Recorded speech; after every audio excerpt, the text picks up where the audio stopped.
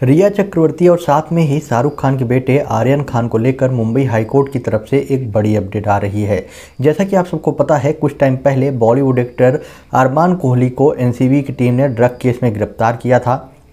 उसके बाद जो है अरमान कोहली को जुडिशियल कस्टडी में भेज दिया गया है। तब से अरमान कोहली जो है जेल में ही बंद हैं और लगातार उनके द्वारा जमानत याचिका दाखिल की जाती है, लेकिन मुंबई हाईकोर्ट के द्वारा उसको खारिज कर दिया जाता है। अब इन्हीं सब चीज़ों के बीच में अरमान कोहली की जो जमानत याचिका खारिज की गई थी, उसको लेकर एक डिटेल ऑर्डर पास किया गया है और ये जो डिटेल ऑर्डर पास किया गया है वो जस्टिस नितिन सांबरे के द्वारा पास किया गया है। सबसे बड़ी बात कि मुंबई हाईकोर्ट की तरफ से अब ये जो ऑर्डर पास हुआ है उसमें ये सीधा सीधा बोला गया है कि आर्यन खान की जमानत का जो आदेश दिया गया था और साथ में ही जो रिया चक्रवर्ती की जमानत का आदेश दिया गया था, उसमें पारित निर्णयों पर अरमान कोहली के मामले में विचार करने की आवश्यकता नहीं है। ये जो है जस्टिस नितिन सांबरे के द्वारा सीधा सीधा बोला गया है। और यहाँ पे सबसे बड़ी बात कि यहाँ पे रिया चक्रवर्ती और आर्यन खान का केस जो है वो आखिरकार जो अरमान कोहली का केस है उससे अलग कैसे है, इस पर भी इनके द्वारा जवाब दिया गया है। जहाँ पर उनके द्वारा बोला गया है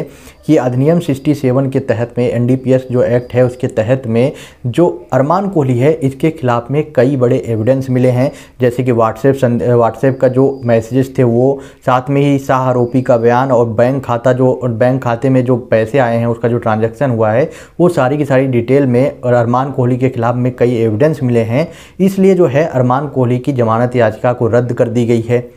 लेकिन सबसे बड़ी बात यहाँ पे एक सवाल उठता है कि अरमान कोहली की जो जमानत याचिका खारिज की गई है ये पूरी तरह से सही है, लेकिन यहीं जब बात की जाती है रिया चक्रवर्ती और आर्यन खान की, आप सबको याद होगा कि स्टार्टिंग में रिया चक्रवर्ती के खिलाफ में कितनी अपडेट आई थी, एनसीबी के द्वारा भी अपडेट दी गई थी कि रिया चक्रवर्ती के खिलाफ में कई एविडेंस जो है मिले हैं, जिससे कि ये कन्फर्म था कि रिया चक्रवर्ती जेल जाएंगी। रिया चक्रवर्ती जेल भी गई, लेकिन बाद में उनको जो है जमानत पर रिहा कर दिया गया। और स्टार्टिंग में ये भी बोला गया था कि रिया चक्रवर्ती के पास से कुछ ड्रग्स पाए भी गए थे, लेकिन अब जो है रिया चक्रवर्ती पूरी तरह से जेल से बाहर हैं और उनको जो है जमानत दे दिया गया है। अब जैसा कि अरमान कोहली का जो केस सामने आया है, इसमें कोर्ट के जज के द्वारा भी ये बोला जा रहा है कि अरमान कोहली के खिलाफ में तो सबूत मिले हैं, लेकिन आर्यन खान और रिया चक्रवर्ती के खिलाफ में कोई सबूत नहीं मिला था, इसलिए उनको जो है जमानत दे दी गई थी। तो अगर कोर्ट के द्वारा ये बोला जा रहा है कि उनके खिलाफ में कोई भी सबूत नहीं मिला था, तो क्या रिया चक्रवर्ती अब पूरी तरह से बच चुकी हैं? उनको जो है अब गिरफ्तार नहीं किया जाएगा?